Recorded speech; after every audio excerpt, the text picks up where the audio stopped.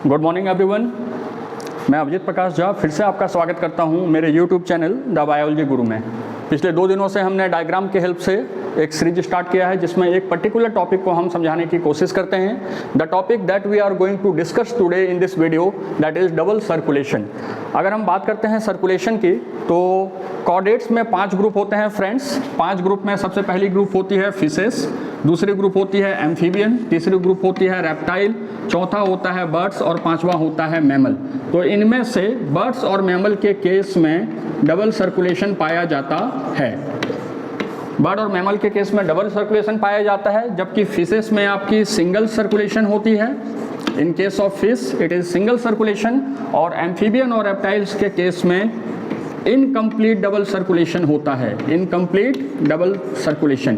तो ध्यान देना है कि पांचों आपके जो कॉर्डेट ग्रुप में उनमें से केवल बर्ड्स और मैमल्स के केस में डबल सर्कुलेशन पाई जाती है। तो आज के वीडियो में हम लोग समझने की कोशिश करेंगे कि what is this double circulation, इसकी सिग्निफिकेंस क्या होती है, और साथ ही साथ हम देखेंगे कि डबल सर्कुलेशन एक्चुअली में पाथवे कैसा होता है। तो यहाँ आपके कन्वीनियंस के लिए मैंने एक डायग्राम बना दिया है।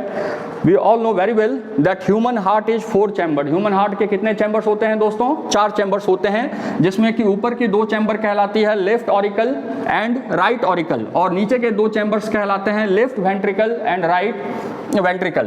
तो सबसे पहले हमें जो शुरू करना है, देखना है कि हमें किसी भी एक साइड को पकड़ना है और उसी साइड से लेकर हमें सर्कुलेशन को फिनिश करना है। So let's start from here. हम लोग शुरू करते हैं आपके लेफ्ट वेंट्रिकल से।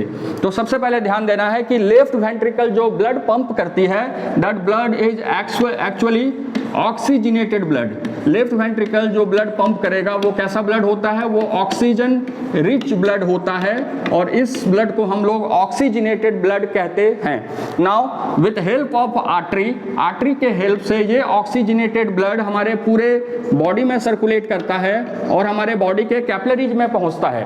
कैपिलरीज में जाने के बाद यहाँ पर आपका O2 CO2 एक्सचेंज होगा, जिसमें कि ऑक्सीजन बॉडी के सारे सेल्स को प्रोवाइड किया जाएगा, और बॉडी के सेल से CO2 ले लिया जाता है, and this CO2 mixes with the blood. और ये ब्लड जब कैपिलरी को छोड़ती है तो this blood becomes deoxygenated in nature. Deoxygenated in nature. Deoxygenated means होता है कार्बन डाइऑक्साइड रिच ब्लड। तो यहां पर ध्यान देना है कि लेफ्ट वेंट्रिकल ने जो ब्लड पंप किया था that is oxygenated blood.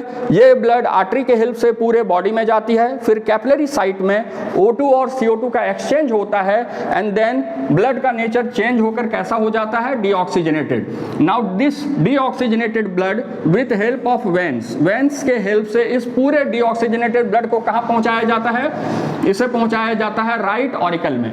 Right auricle इस डीऑक्सीजनेटेड ब्लड को पंप कर देती है इनटू राइट वेंट्रिकल। अब यहां पर ध्यान देना है कि राइट वेंट्रिकल से एक आर्टरी निकलती है जिसे हम बोलते हैं pulmonary artery. Now this artery, ऐसे हम जानते हैं कि आर्टरी नॉर्मल केस में कैसा ब्लड कैरी करती है? Oxygen rich blood, but this one is an exception. Pulmonary artery it basically carries carbon dioxide rich air. So this is an exception. ये आपको अपने माइंड में रखना है कि पल्मोनरी आर्टरी जो होती है वो कार्बन डाइऑक्साइड रिच ब्लड को लेकर कहां जाती है दोस्तों?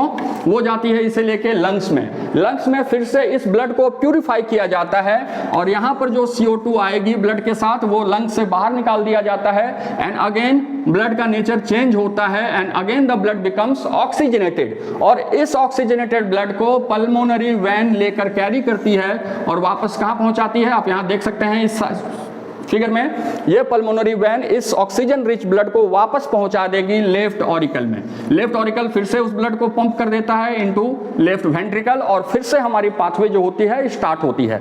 तो इसमें ध्यान देना है कि ब्लड इसमें 2 बार सर्कुलेट करता है।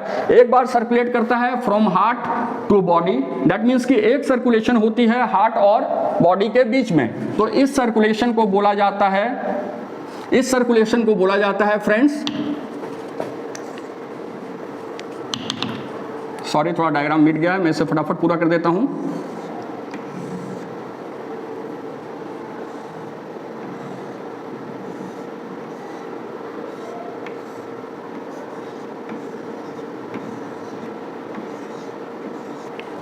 ठीक है।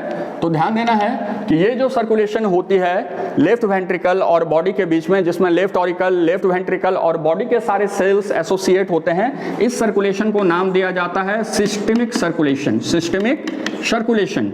और इसी का दूसरा नाम भी होता है ग्रेटर सर्कुलेशन। सो अगर आपसे पूछा जाएगा कि how many types of circulation are there, तो दो सर्कुलेशन पाई जाती है। हार्ट और बॉडी के बीच में जो सर्कुलेशन होता है उसे बोला जाता है सिस्टेमिक सर्कुलेशन, और हार्ट और लंग के बीच में जो सर्कुलेशन होता है इस सर्कुलेशन को बोला जाता है पल्मोनरी सर्कुलेशन, पल्मोनरी सर्कुलेशन। तो अब स्टूडेंट्स आपको समझने में बिल्कुल दिक्कत नहीं होगी कि how this double circulation takes place. Double circulation के दो पार्ट्स होते हैं, first one is systemic circulation between heart and the body, and second one is between heart and lungs known as pulmonary circulation. मैं फिर से revise कर दे रहा हूं। लेफ्ट ऑरिकल ऑक्सीजनेटेड ब्लड को पंप करती है into left ventricle, left ventricle से एरोटा निकलता है और एरोटा के ब्रांचेज होते हैं जो आर्टरी कहलाते हैं। दिस आर्टरी कैरीज ऑक्सीजनेटेड और ऑक्सीजन रिच एयर। ये ऑक्सीजन रिच ब्लड हमारे कैपिलरी साइट में पहुंचता है, जहां पर ये ऑक्सीजन देगा और वापस CO2 लेकर कैसा बन जाता है, डीऑक्सीजनेटेड। वेन्स जो होते हैं वो डीऑक्सीजनेटेड ब्लड को कैरी करते हैं back to right auricle. Right auricle से ब्लड वापस आपका पंप होता है into right ventricle, and from right ventricle it will again with help of pulmonary artery this deoxygenated blood reaches to lung for purification. Lungs में इसका purification किया जाता है।